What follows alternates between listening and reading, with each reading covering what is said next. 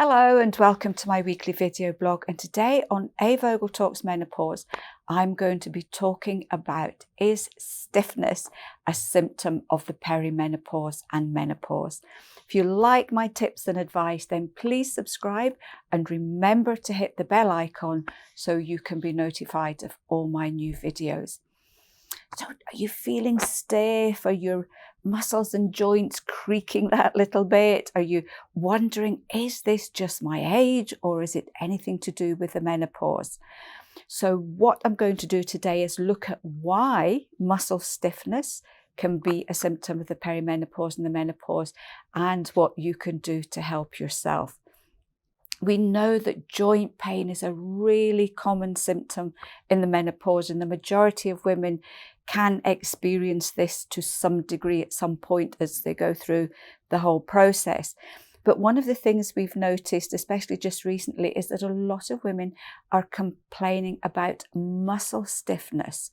Now, this can be something, it can be just localized in one area, it can be all over, it can just be stiffness on its own, or it can also be accompanied by pain.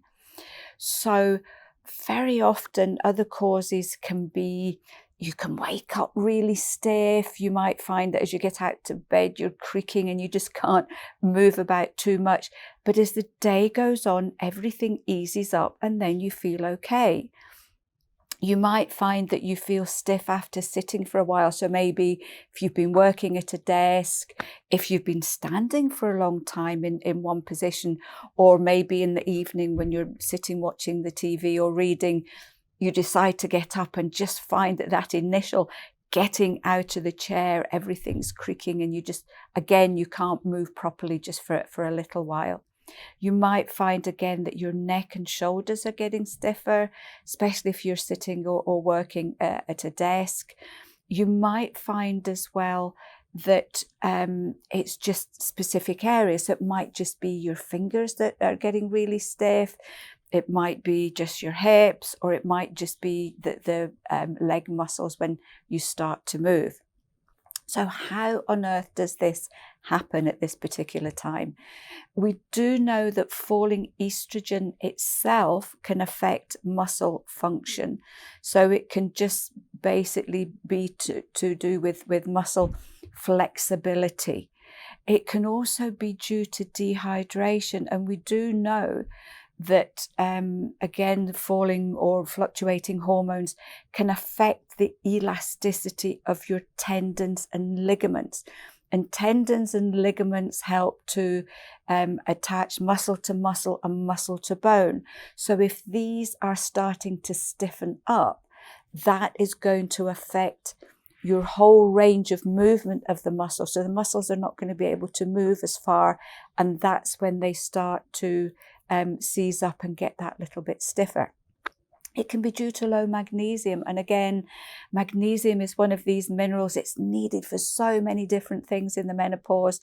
And especially if you're stressed and anxious, your body's going to burn magnesium up in that process, and there's going to be less to help with proper muscle function. And again, it can just be due to stress and anxiety itself. When we're stressed and anxious, we tend to hold ourselves a lot stiffer anyway.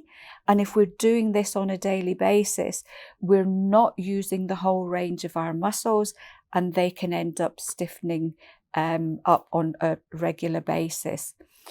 It can be, due to the fact that you're not exercising regularly, so that when you do exercise, you find that it takes longer to recuperate.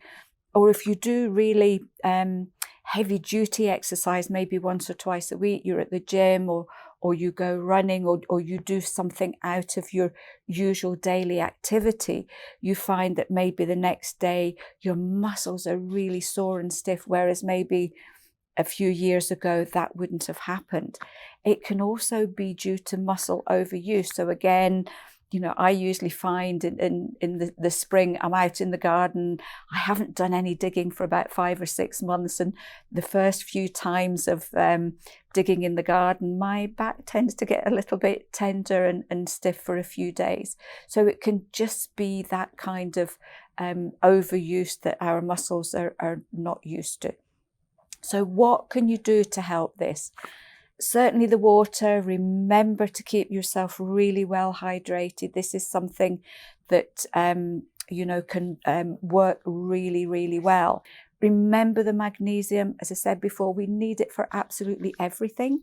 So a separate magnesium supplement, 150 to 200 milligrams a day, can often make quite a bit of difference, especially if you're also suffering from muscle cramps, especially when you get into bed. Or look at magnesium-rich foods. So these are things like your nuts and your seeds, your leafy vegetables, your grains and pulses. If you want a really good comprehensive list, just Google magnesium-rich foods and try and get some of these into your daily diet, and that can make a big difference as well. Do some stretching every day, and this is really important.